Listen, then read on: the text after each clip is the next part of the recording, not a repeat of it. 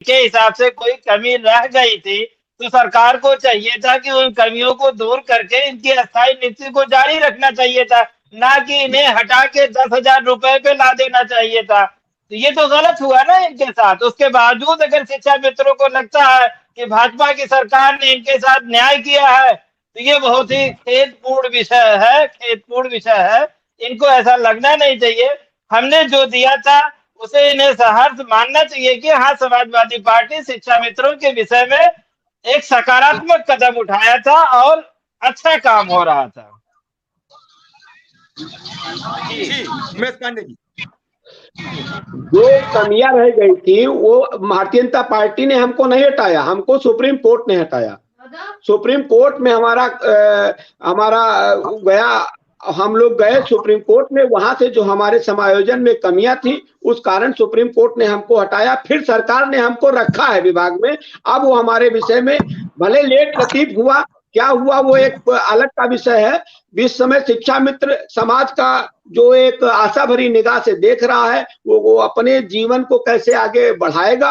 हमारे कहने का मतलब ये है कि जब हम लोगों का भविष्य अगर उज्जवल होने जा रहा है तो हम सभी पार्टियों से अनुरोध करेंगे उसको राजनीतिकरण न लिया जाए। बस मेरा किसी से कोई बैर नहीं है, लेकिन एक जो बात जरूर है कि हमें राजनीति में न झोंका जाए।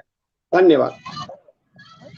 नहीं, राजनीतिकरण इसमें कहीं नहीं हो रहा है, ना राजनीति का कोई मसला है। मेरा मानना सिर्फ इतना है कि शिक्षा मित्रों का भला कैसे हो, शिक्षा मित्रों की कैसे बढ़िया मुलाकात हो, शिक्षा मित्रों को मुख्यमंत्री जी कोई बढ़िया सौगात देते हैं, चाहे नियमितीकरण की देते हैं, चाहे एक अच्छे वेतनमान की देते हैं, चाहे न्यूनतम वेतनमान पर उन्हें नियमित कर दें, ये तो मुख्यमंत्री जी तय करेंगे। लेकिन मेरा आकलन है कि एक अच्छी शुरुआत होनी चाहिए। मुख्यमंत्री और शिक्षा मित्रों के बीच जो बातचीत चल रही है वो सकारात्मक रहे। सुशील यादव जी, उमेश पांडे जी कह रहे हैं बात सही है कि किसी भी मुद्दे का राजनीतिकरण नहीं होना चाहिए, अलग अलग तरीके की सरकारें। जी सुशील जी, देखिए कर्मचारी अपना हित चाहता है और जिस पार्टी की सरकार होती है उसी सरकार से वो निवेदन करेगा। और कौन सी सरकार कर्मचारी के हित में कौन सा काम कर रही है वो तो।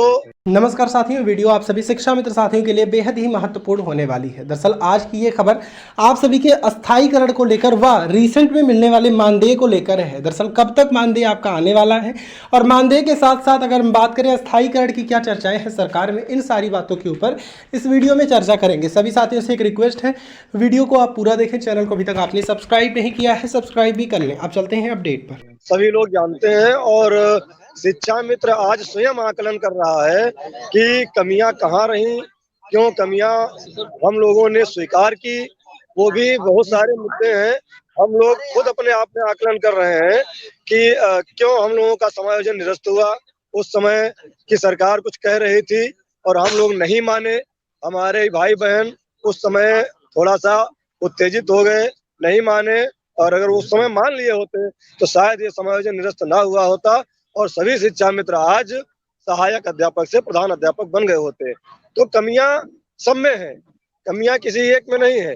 लेकिन पुरानी चीजों को भूलते हुए आज हम यह चाहते हैं कि जो मौजूदा सरकार है हम लोगों के भविष्य के लिए एक अच्छा निर्णय ले और हम लोगों को स्थायित्व प्रदान करे। क्योंकि सरकार किसी न किसी राजनीतिक दल की जरूर होती है, तो हम लोगों को राजनीतिक दल से कोई मतलब नहीं है, हम लोगों का मतलब सरकार से है। जो सरकार है वो हमारा काम करे, हमारे भाइयों बहनों को स्थायित्व प्रदान करे और जो हमारे शिक्षा में साथी रोज मौत के काल में समा रहे हैं उनके लिए जरूर कुछ व्यवस्था करे, उनके परिवार के लिए जरूर कुछ व्यवस्था करे। यह हम हमेशा से कहते आए हैं और जब भी माननीय मुख्यमंत्री से मुलाकात होगी तो उनसे हम यह निवेदन जरूर करेंगे कि यदि एक सांड से टकराने पर 5 लाख रुपए का व्यवस्था सरकार कर सकती है तो हम जो 23 साल से शिक्षा मित्र प्राथमिक विद्यालय में शिक्षण कार्य कर रहे हैं, हमारा साथी बीमारी से, दुर्घटना में या आत्महत्या जैसे कृत्य करके मौत के काल के गाल में समा रहा है, तो उसको भी 5 लाख रुपए कम से कम उसके परिवार की आर्थिक मदद की जाए। ये मुद्दा भी हम लोग बराबर उठा रहे हैं और जो हमारे शिक्षा में साथी काम कर रहे हैं उनका स्थायित्व प्रदान किया जाए, उनका भविष्य सुरक्षित किया जाए। ये लगातार हम लोगों की बात चल रही। जब भी मुलाकात होगी हम लोग इस विषय को माननीय मुख्यमंत्री से भी रखेंगे। जी ठीक कह रहे हैं। मैं सपा प्रवक्ता से एक सवाल करूंगा। आजम साहब, जी उमेश पांडे जी कह रहे हैं कि शिक्षा मित्रों के लिए जो सपा ने किया वो कहीं न कहीं कमियां रह गई, और वो सिर्फ इसलिए कह रहे हैं कि बाद में जब कोर्ट से ऑर्डर आया तो ये कहा गया कि सरकार ने ठीक से पैरवी नहीं की, वगैरह वगैरह जो भी कारण रहे, इलाहाबाद से लेके दिल्ली तक दौड़ रही। लेकिन